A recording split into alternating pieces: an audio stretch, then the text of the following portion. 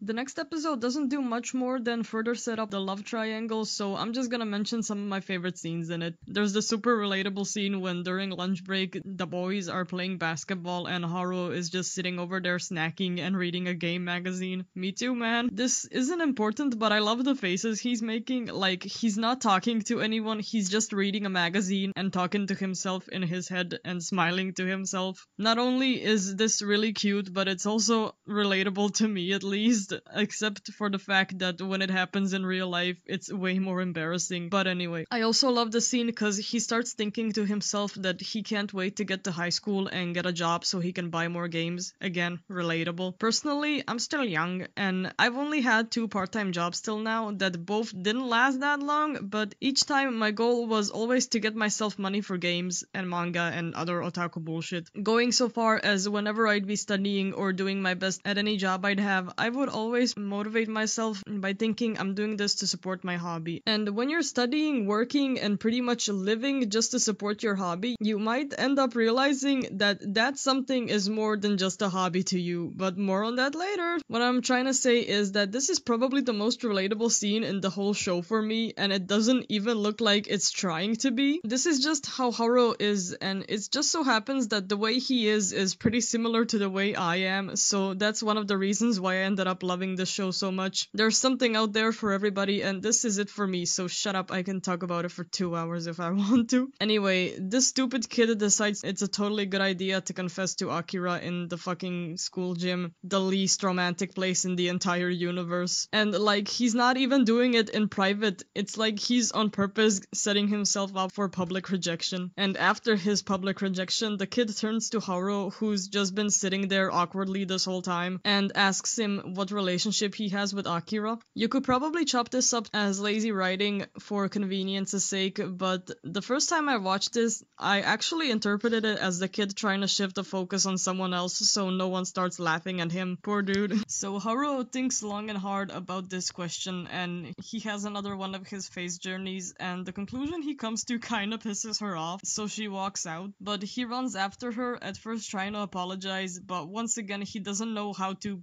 people emotions, so he ends up talking about video games, so she storms out again, and honestly, I don't blame the poor girl. Another scene I really love is right after that when Haru's friend tells him he's planning to confess to Akira, and he's so shocked he rips the joystick out of the machine. The second part of the episode focuses on Haru's school trip to Kyoto, or it was supposed to if the dumb fuck didn't get himself and Hidaka left behind because he was trying to reach out for a fucking soda can. Good job, mate. Anyway, this is another one of those scenes that I love because it just reminds me of myself. Like, the dynamic that the two have here is so similar to what me and my best friend from high school were like. Something bad would happen, or not really something bad, more like unexpected, and she would start worrying and being all like, what will we do? What will we do? And I would be like, I wouldn't even help really. I'd just be like, it's gonna be okay. And she'd get angry at me for not taking anything seriously, but we would eventually solve it and it'd be okay. I'm not going anywhere with this, I'm just saying it's relatable. I'm not going anywhere with this whole episode, I'm just saying it's relatable. So anyway, nothing that important happens, but for me that's not a problem because obviously I had a lot of fun watching it, even if it didn't progress the relationships in any big way.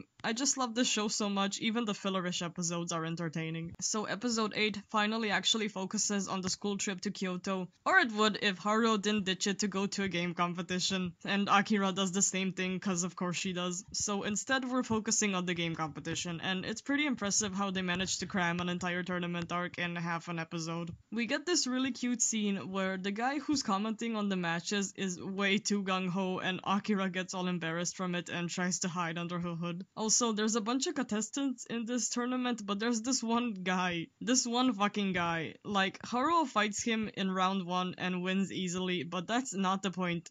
The point is, what the fuck is he wearing? Like, all the other people are wearing normal clothes, but he comes in his kung fu outfit, like, he looks like a black belt from Pokemon. Anyway, Haruo makes it his goal to fight Akira in the finals and win, so he can finally finish the battle they've had since 6th grade. So they do fight, and he does win. After the match, he overhears 2 guys realizing that the machine Akira was playing on in the last round had damaged buttons because of the guys before her letting out their rage on it, and Haruo is pissed. Not only did she fight an unfair match and still give him a run for his money, but she didn't say anything. He was taking this whole thing so seriously, you can't even imagine how hurt his pride must be. Like, he starts thinking, does she really think he's a joke? Does she really not take their rivalry as seriously as he does? Does she really not care about him? So they fight for a bit until Haruo finally lets out his feelings that he's been waiting for her this whole time. And when she came back, it's almost like she was ignoring him. She refused to play against him, and when she absolutely had to, she still didn't take him seriously. And when he lets all of this out, he sees that she still has the ring he gave her all the way back in episode 3. I think it's at this moment that they both have a realization. They were both angry at each other for not taking their relationship seriously, but in different ways. Akira's point of view on this whole situation, I think, is that when she came back and reunited with the only person she had a genuine connection with, he couldn't be honest about his feelings for her and kept just talking about games. And this could fly when they were kids, but they're older now. He should stop pretending. It makes her question if he'd ever felt that way about her in the first place. But she's in the wrong just as much as he is. She is also the one not being honest with him and not talking it out, choosing instead to vent out her feelings through games. Haruo is very good at talking to her, better than pretty much anyone else, I think, but he's still not a mind reader. At this moment, I think they realize they were both at fault for not communicating with each other honestly. Akira does take Haruo seriously as a rival, but their friendship and emotional connection is just more important to her than some rivalry. And Haruo does feel the same way about her, but he's just too awkward and indirect when it comes down to talking about anything that's not video games. This is a complex situation and they will need to help each other out if they want to make this work. Now, most of this that I just said is not literally stated by the characters. This is just my interpretation of their feelings and the reason for this fight. And so I realize I might be way off the mark or just plainly digging too deep into something that's just not that deep, fam. It could just be that Akira was simply too shy to talk to Haruo when she came back, or something more complex like she didn't want him to get involved with her because she was worried it would just end up hurting him, or all of these at once, or none of them. This is another thing that I really like about this show, that a romance show can even make room for interpretation like this instead of just stating outright what's going on, is something that I at least have rarely seen.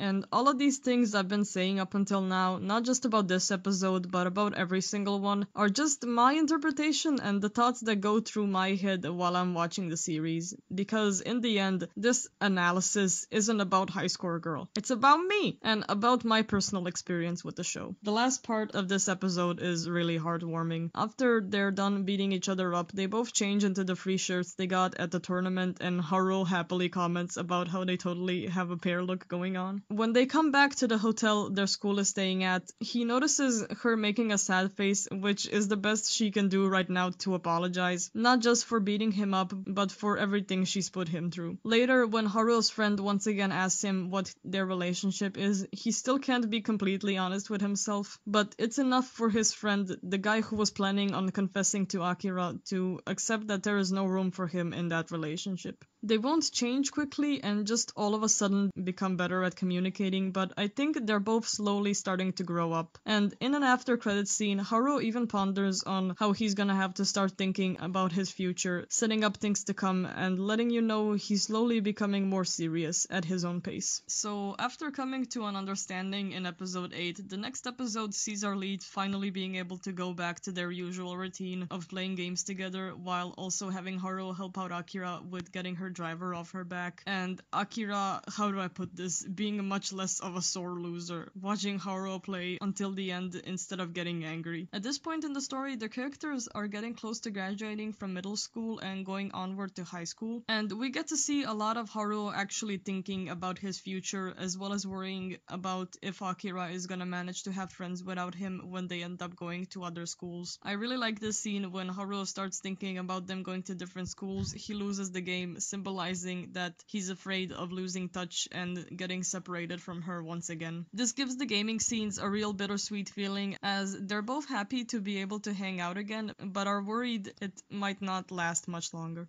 What this culminates in is probably my favorite mini-arc of the show. We get a scene of Haruo finally admitting to himself that he doesn't find Akira a nuisance and he doesn't just feel like he needs to be there for her or she'll be all alone. He wants to be there for her and he wants to be with her, and right in the next scene we see him studying hard for the first time in the series, probably even in his life. And this determination continues through the rest of the episode. He gets distracted by thoughts of games, of course, but he really is trying his best, because he's decided he wants to go to the same school as Akira. This is a really sweet arc, and we get to see everyone in Haruo's life getting swept up in his determination and trying their best to help him study or just contribute in any way. His mom, his friends, Akira's butler, even his teacher. It's really heartwarming. On the destined day of the entrance exam, Akira's driver picks up Haruo so they can go together, and it's awkward at first, so as he usually does, Haruo starts ranting about video games, but he manages to turn it around to what he really wants to say. That he wants to be able to play all the upcoming games together with Akira. He doesn't want to lose touch with her for so long again. He doesn't want to be left behind. He doesn't want to lose her. Both they and the audience can only hope for the best. The test starts and we get to see their test numbers, and thanks to that, when the results are finally out, we don't need to hear any words to understand the end result. And so the episode ends here, generously giving the audience some time to cry their eyes out.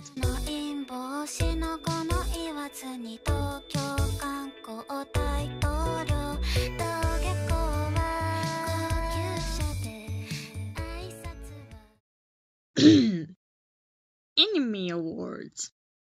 Everyone, I trust that you will do the right thing and vote for the Fruit Guy for Best Dub Voice. Wait, what do you mean he's not nominated?